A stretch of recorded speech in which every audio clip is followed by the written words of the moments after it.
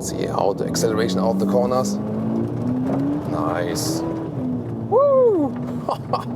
This is a lot of fun indeed. Yes, that's the VW Polo GTI.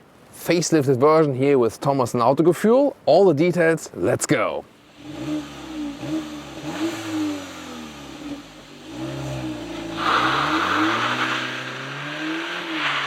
New headlamp design here with this dual signature and also the red stripe for the GTI, stronger lower part, and here also with this honeycomb style then.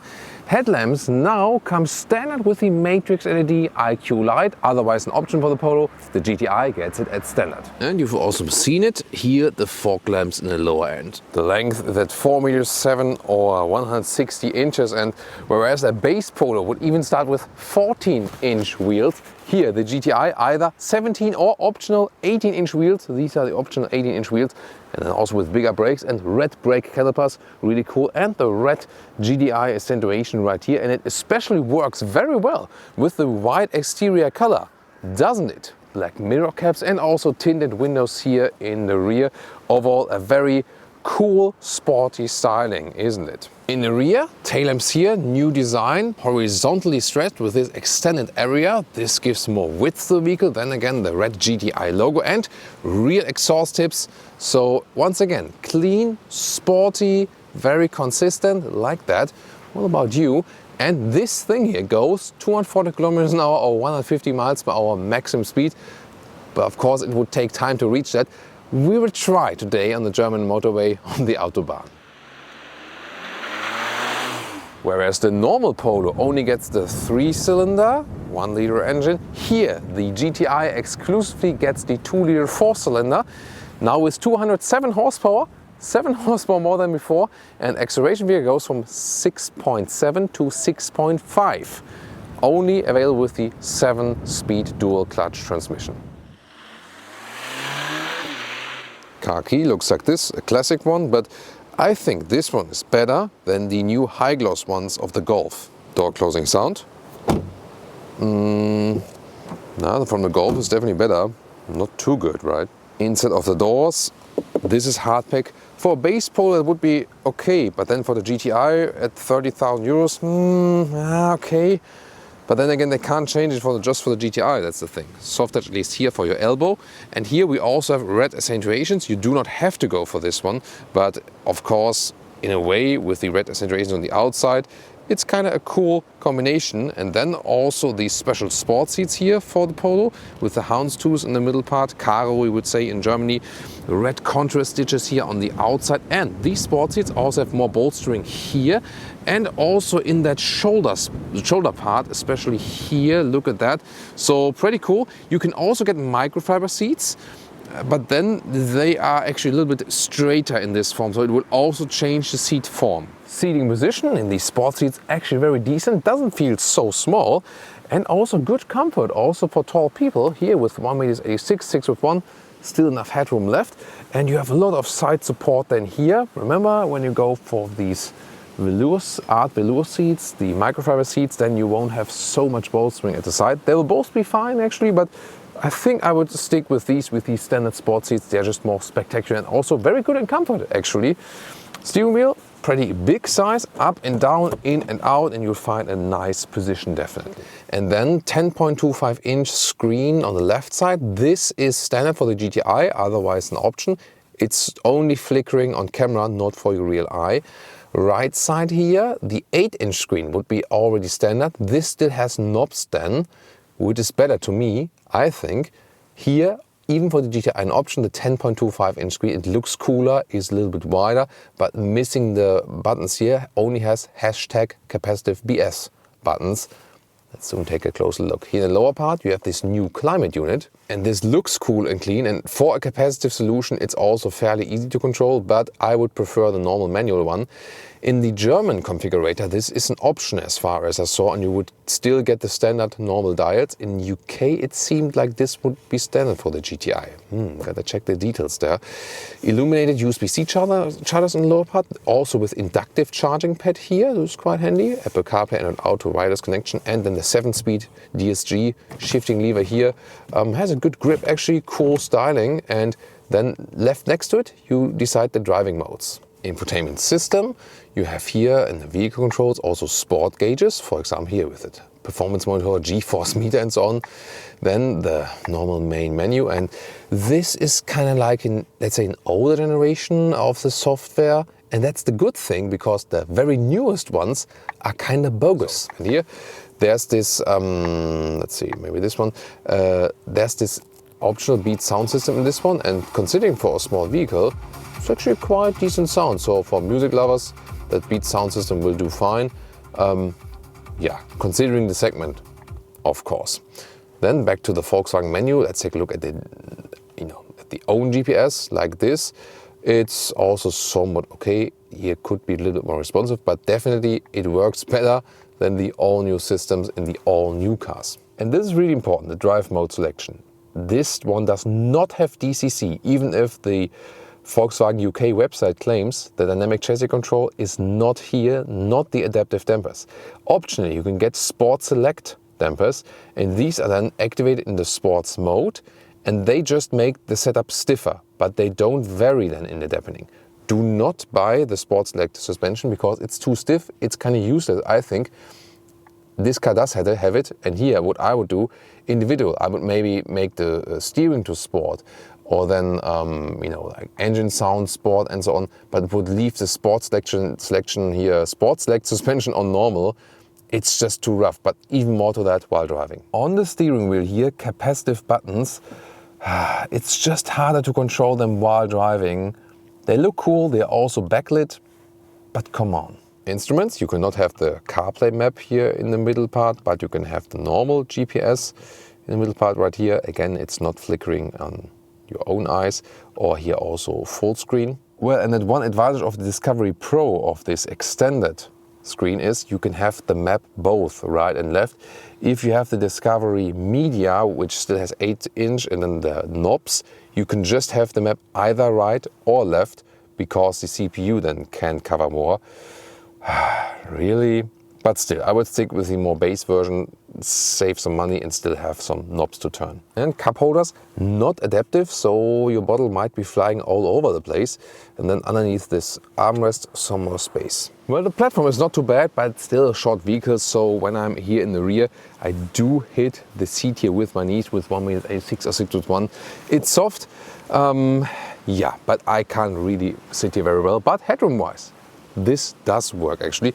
The seating itself is actually quite cool, and also that we have the same sporty design like in the front here, with the caro structure as we say in Germany, or a houndstooth it is then, right? In the middle part you cannot fold out anything. In the middle part you can actually also sit. It's a little bit stiffer then, but it's actually quite okay. But mainly the outside seats and knee room rise, it does not work at all. Yeah, you just have to be a little bit smaller here, and now you also have 2 USB-C charger. Nice detail, they're also illuminated. Trunk here with the folding logo that also houses the rear view camera to protect it against dirt. And then, here we go, the length is about 65 centimeters or 26 inches, and the width, let's see here, you can score that meter or 40 inches. So actually well usable. Beneath here there is nothing much more actually. You can see there's the battery to access actually, and you can fold the seats already, for example, from here and then push it all the way through. Welcome to Thomas's Active Driving Lounge with the Polo GTI facelift, and we put it here to the sports mode. Then the RPMs go higher. Oh, shifting also changes. Shifting down earlier, shifting up later. Here also with the Sport Select dampers, that means now they are stiffer. You can also individualize it, that you're in a sport mode but don't have the stiff dampers. But now let's put it all to the sportiest setup possible. Rolling start, 40 kilometers an hour, German Autobahn, let's go.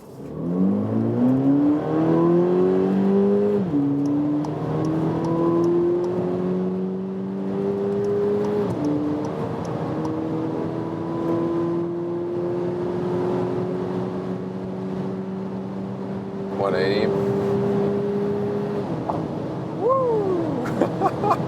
200 kilometers an hour, 125 miles an hour, and this goes even faster. What is this? Whoa, it's really windy today. We have to be careful a little bit, but Wow, stiff suspension in here in the sports like dampers, 220. Woo!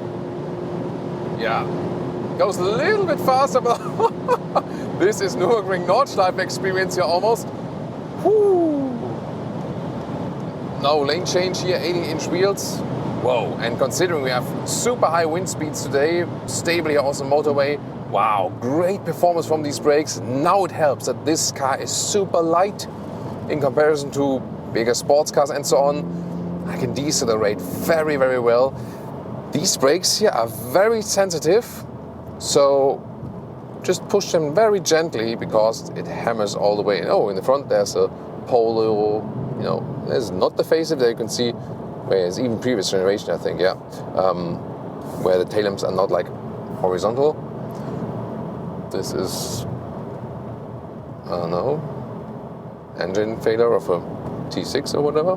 Yeah, seems like that. Not the best advertisement for Volkswagen in this review, definitely, as for this case. But here, the Polo GTI, well, this is a lot of fun. Here now in the tunnel, you can see of the red gauges, a little bit of ambient lighting here also in the middle console. That's also pretty neat. And, well, let's listen to the sound. I mean, I think it's more on the inside, but let's find out.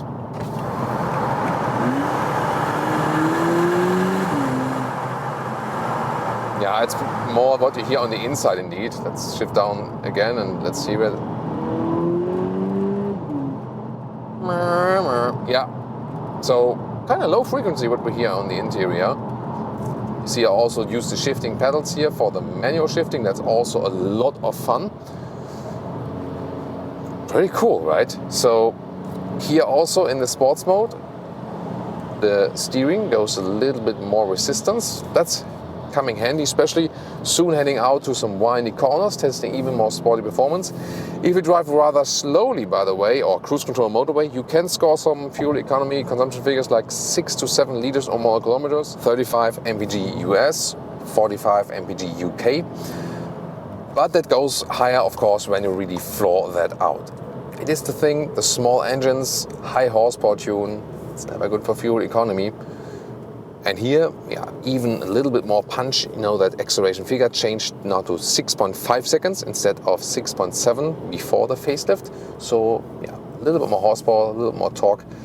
And yeah, we can use that. We also have this performance monitor here in the middle part.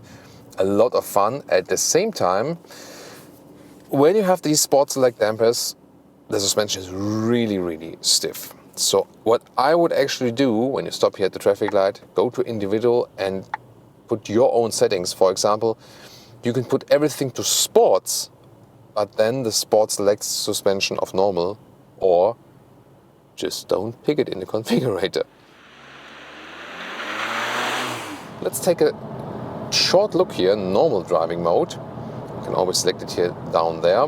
That's okay. Maybe steering wheel select would be cool. It would be possible actually with this setup. Yeah, but they didn't implement it as for this one.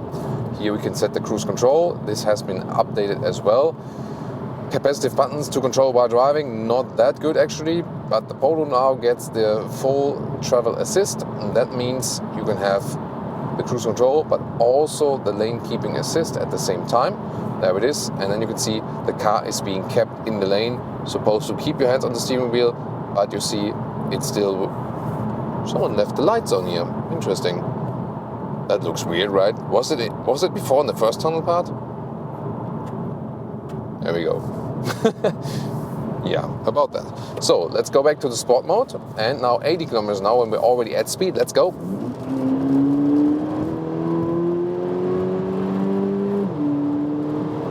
Wow, this goes really quick, man. 160. And here now this longer bend.